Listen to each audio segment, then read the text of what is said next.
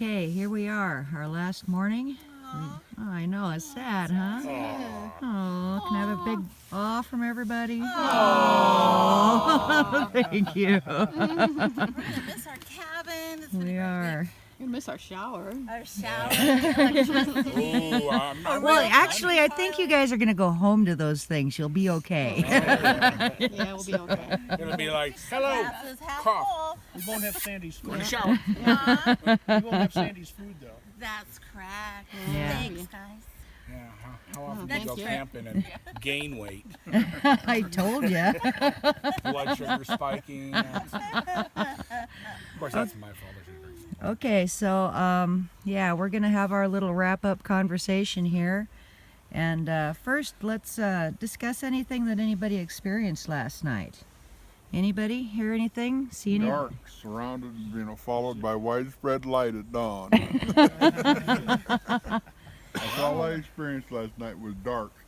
Okay, so it was pretty quiet. Pretty quiet. I had stayed up as late as I could, and I did hear an owl that was not what I'm familiar with as far as owl calls, but I'm pretty sure it was an owl. It went on for about a half an hour, very repetitive. Every minute or so I'd hear like, And when I first heard it, I was thinking, well, they're up there where I've been leaving them goodies going, But no, I think it was probably just a real owl. You know, I'd been leaving, when we have our meals right up here on the hill behind the bushes, I'd been taking a little plate up as an offering. And every time I've gone up there, nothing has been touched. There's been some ants. Last night was stew night, and I took a nice hot bowl of stew up and said, you know, I think you guys will like this. There's beef and veggies and the most yummy gravy. And I put that there, and I went to pull the other plates, you know, that had been there for a few days, untouched. And Sandy, you're going to like this. Okay. The biscuits and gravy with scrambled eggs, untouched, awful looking. I pulled it out. The scrambled eggs with sausage and spinach, dried up, awful. I pulled that. The plate that had the spaghetti and corn on it, the corn was all dried and shriveled up. The meatballs, one had a bite out of it, was on the ground. All the rest were intact. All of the noodles and sauce were gone. So, out of all the things, yeah, I know. See, we've already got a handshake on this where we swapped it out, so I can tell you that now. Yeah. That's funny. Okay, so But the plates were, where they were supposed to be. oh yeah, thrown yeah, around. nothing had been moved, and the corn was still intact. It was just the spaghetti sauce and noodles, and the meatballs had been picked off and were laying on the ground. So they didn't like the meatballs, they didn't like the biscuits and gravy, they didn't like the eggs, they didn't like the corn. The only thing that was eaten up there, and I haven't been up to check the stew bowl, but yeah, just the spaghetti noodles and sauce. You didn't tell me that before we made the bet, so I did not know that before we made our choice. We were negotiating. Yeah. Ding, ding, ding, round one. Yeah, that's right. So So we negotiated the spaghetti night would come off the menu because Barbie doesn't like spaghetti. So we're We know who replacing. does. we already had a handshake on that beforehand, so Yeah. all right. Guys, I might have to bring them just a little container of spaghetti. Okay, we can do that. We can do that. Just don't feed it to me. You guys should be in the UN instead of those jack wagons. I mean, you guys Oh, should settle thank things just you. right now. Thanks. Okay, so there is something else that we need to share. First of all, the juveniles tent that you put out, and which is, we've inadvertently discovered that there's something new that we can offer as a gift that they really enjoy. Pat here had set up a shower tent over there. Earlier in the week it was blown over, and the poles around the base had been removed and scattered. And they fixed it, and it sat there for several days. We got back the other night, and the garbage can had been rolled over there, and I'm picturing the skunk in it doing, the hamster roll. wheel thing. Yeah. Well, then yesterday evening, the one pole had been found. It was Right. farther off. Yeah. And so one pole had been removed from the base. The other three were leaning against a tree, and you had collected those. Mm-hmm. And the one that had been removed from the bottom of the tent pole had been found. And we had stuffed it in the tree over there, and it wasn't bothered again after that. Right. But they seem to really enjoy having their own little tent to play with. and examine, see how it works. And then there's one more thing. Are you trying to say they were intense? Yes, they were. They were very intense. Now, I'm not sure that this got mentioned yesterday, but Sandy's car door was found wide open in the morning, along with the console box inside. Yeah, when I got out of the tent yesterday morning, I look over to the car, and the passenger front door was wide open, and I was like, "Well, what the hell?" I hadn't locked the car, so I thought, "Oh my gosh, somebody's been in the car." So I said to Larry, somebody's been in the car, and I walked over, and the door was wide open. The middle console box was open. But Larry thinks he did that because of his sunglasses. But he did not leave the door open, and he knows he didn't leave the door open, or it wasn't open, because I got into the back seat door later on that night to get a shirt, and that front door wasn't open. Okay. he would have ran right into the door. Right. Yeah. Nothing seems to be missing in there, Okay. which was interesting because was some electronics in there. Mm-hmm. I even have some cash in there. And all that was undisturbed. Oh, I got a picture of those kids playing and open that door coming open. What do I do now? yeah. She's like, "Ah!" Run! Lights on. Mm-hmm. Yeah. Okay, so to follow up that, there was something else that you're going to share with us, Sandy. Yeah, so, this morning, it's our last morning, so I come out of my tent and I'm looking around the campsite here, and I noticed the bowl of popcorn over there, and so I'm like, all right, I wasn't in on that you were leaving it for the Sasquatch, so I apologize for this, but I'm like, God damn it, they left their popcorn out there. So I marched over and got it. I'm mumbling and grumbling, and I take it over there and fling it over there in the bushes. You can still see some of it over there. So then I come through, and I'm just making another circle through the campsite, and I just walk over towards the steps, and I had an ice chest that I had emptied out and left there. Must have been day before yesterday. After we had done our long day and we had taken all our lunch and all those beverages and everything, so I had emptied it out and just set it outside. And I just thought, well, I know it's empty, but I looked in it anyway, just because I'm that way on packing day, to make sure it was all cleaned out. And when I opened the lid, there's a little jewel. First I thought, ooh, what's that? At the bottom. I was like, Beetle or what something. is that? I was like, ooh, is it slimy? And then I got brave and I decided to push on it, and it was solid. And I was like, wait a minute, that's one of those little toy jewelry pieces. And I was like, well, how'd that get in here? Huh. So I was like, that's crazy. So then I just closed the lid back down and went on in the kitchen and started breakfast. And then as people were coming in, I asked if anybody had been, leaving jewels out or had any jewels around here that I wasn't aware of. And Patricia. About 3 or 4 nights ago, down below the cabin in that little clearing by the apple tree, there's a stump. And I put some food out there, and I thought, well, if these are little juveniles, they like little shiny things. So I had these little colored pieces of jewelry that, it's fake stuff, but it looks like little emeralds and stuff. And there was a green one, a purple one, and a blue one. And when I went to recover the food, I don't remember looking for those things because they were small and sometimes they just get knocked off, and I'm sure I lose a lot of them. So I wasn't missing that little green one, but when I saw it this morning, that was one of my little stones, and I don't know how it got in her cooler, but All the way from down there. it up had been at here least 3 or 4 inside. nights ago. So were all 3 of the ones you'd left, are they all 3 gone? I need to go look in my little chest back here where I have my gifting stuff on, and I'll find out, but I don't remember recovering any of them. So, okay. But I need to check that. Yeah, so one of them has turned up One of inside them the is cooler. definitely turned up inside the So cooler. there's 2 surprises out there, people. Yeah, There's 2 treasures yet to be you found. might find them in your coolers. I don't know. I know. I went back through the car. It would Getting be cool. hot. They're Okay. purple and blue. The other Purple and two. blue, so Okay, so this ties us back to Sandy. What's your birthstone? My birthstone is a peridot.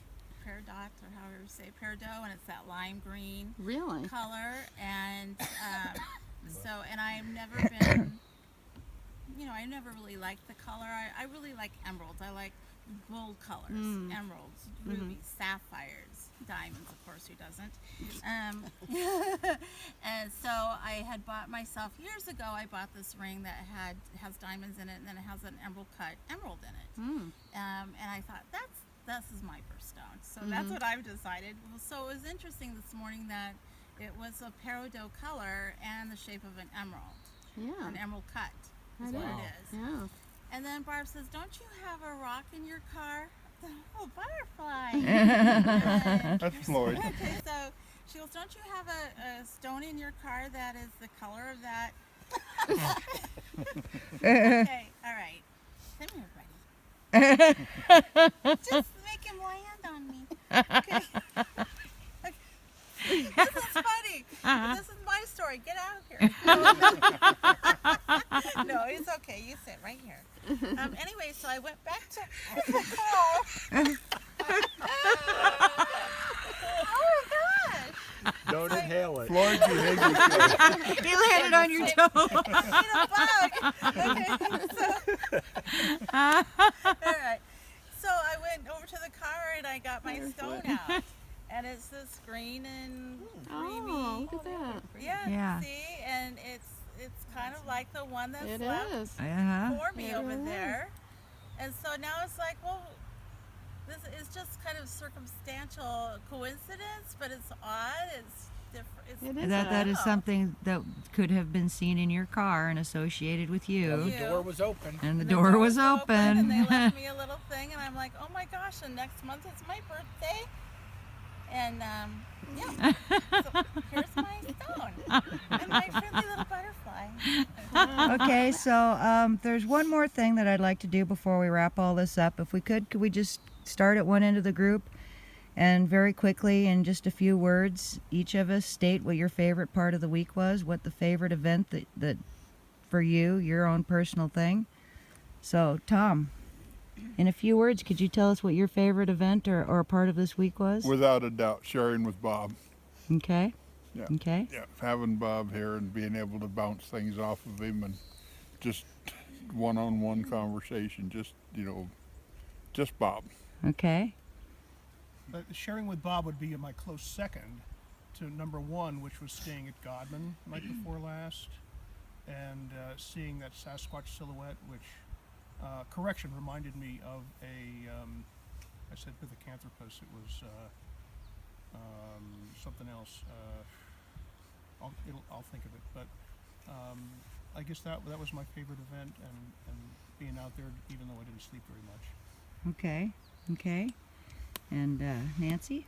I would say just being here in camp and experiencing the little grass art or grass glyph that was left, and then the experience of communicating with what I think was the female Sasquatch that came here. That. Okay, And then, cool. and then second, of course, is the day we shared with Bob and all the wonderful things here. That was a real treat. Yeah. Okay. Well, Bob Gimlin, of course, he's my love. It was wonderful waking up to his sweet, sunshiny voice, and every morning I really enjoyed him. And then my two sightings that I've had while I've been here, those were very, very special to me. And now the gift, and this lovely little butterfly that's stuck in my toe. He's coming home with me. Okay. He's my new pet. Lee? I'd say having the four Sasquatches walk behind my tent in the middle of the night and being just inches from my head was pretty memorable. But I have to say Tom and Bob Gimlin. That day was really, really special. Having And the interaction between the Yep. two. Okay. Well, yeah. Number one was the Bob. I was going to call it the Bob and Tom show, but sharing with that, and basically, my number one was this is my first time being out here. Just being able to meet a bunch of people who are really cool, who I got along with, who have the same like and love that I do. Got along pretty good. Okay. Larry? I guess seeing one or more Sasquatches would probably top that list. But it's just been an incredible experience. Tom and Bob were awesome, and this beautiful scenery out here. But yeah, the 2 Sasquatches, it would be at the top. Okay, Pat?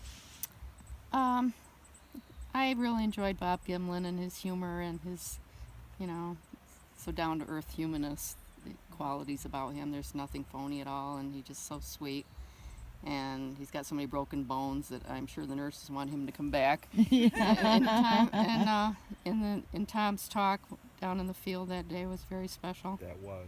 Yeah. I agree. And I don't think that was lost on any of us, how No. special that was. And the second thing was staying at Godman. I was scared to death, but I'm glad I did it. Yeah? And I wish I had seen the creature, but I was up 15 minutes after it disappeared. Yeah, So I feel like I shared in some of that Okay. excitement. So yeah, just been and the weather here's been great. So Yeah. really love it here. I think for me, the whole week was amazing, one thing after another, and having Bob and Tom here together and hearing their stories, what they shared with us was phenomenal. I mean, that was more than any of us could ever have dreamed of, I think. But for me, my one most amazing, most cherished moment is going to be seeing the expression on Larry's face when he realized what had happened up on the hill, when he realized that that hiker was about 8 feet tall and the dog was about 300 pounds. The expression. Because I was Bobo and a dog. Yes, you were. And no trail. Yeah, and no trail. When the realization dawned on you, I could see it on your face, and that was priceless. So. One other thing though, before we stop this, that little session we had with the rope, with Bob at one end of it, was priceless. Yeah, it was. That was. priceless. And I'd like to make a correction. Although I wanted to call it the Bob and Tom Show, it was not a show. No. It was very, very heartfelt. You learned a lot about Tom, learned a lot about Bob. I mean, way more than I ever thought. I mean, I always thought, Bob Gimlin, whatever. When he spent, like you guys said, when he was here, he was the most down-to-earth person you ever met. I mean, I even fell in love with him. He's There's awesome. something about the energy mix of those two together that Yeah. I find Yeah. so Oh interesting my because you gosh. get a different perspective from Tom's standpoint, like I was talking earlier, more from what I see as a scientific, the forester standpoint, and then Bob is more from the old cowboy standpoint and just practical aspects of being up in the woods with horses and that, and just the combination of those two things together, plus probably a little mix of his Indian heritage in it as well, made it very, very unique. I mean, that blend, you can talk to Tom separately from Bob and you get a different take, but the two of them together make such a wonderful balanced energy, and it just embellishes, it brings everything out even more. And that's very much appreciated, Tom. And I know physically for you it's hard to get around and hard to do this, and that's not lost on me anyway. And they had a whole group of people sitting for 2 hours out in the blazing sun. Yeah. They were just completely mesmerized by for what they you, were Tom. sharing. Yeah. Well, I, and a I few have a couple Bigfoots. special thanks to Tom for sharing his spot and his His world. his Great. teacher and Yeah. his forest friends community with us. That was really special, and I appreciate it. Okay. Yeah, I never thought when I started doing this, I mean, within months, I'm good friends with Tom, and of course now Bob, and then Barb, What This is about awesome. me? Sandy, Oh, yeah. you are all alone. You are one sweet, sweet lady. Thanks. Barb, you're awesome. You're all freaking awesome. But no, this is just great. I Even mean, Floyd likes her. Yeah. I know, he's hanging around. very good, very, very well, What a sweetie. very great experience. Good, I'm glad. Well, I personally want to thank each and every one of you for coming and attending and making this one of the greatest campouts we have ever had. Thank you all so much. And The I can't right wait to do it people again. Yeah, I think the right people were supposed to be here, and we're here. That always happens. Yeah. The ones that are Yeah. supposed to be there are there. That, Yeah. that It's a it great blend always of works people. out that way. Yeah, yeah. Oh, it's so bad that so sorry that so and so couldn't make it. Well, there's a reason why so and so There's a couldn't reason. make it. Mm-hmm. You know. Yeah. Yeah. Well, Let's do it again. Yeah. let's do it. Let's not go home. Okay. We'll have enough food for a few more days. Yeah. We can scrape something together. Okay, well, I guess that wraps up our final campsite meeting for our July 2016 Blue Mountains Campout. Yay! Total success! Yes! Thanks, You Barb. scared Floyd. I know.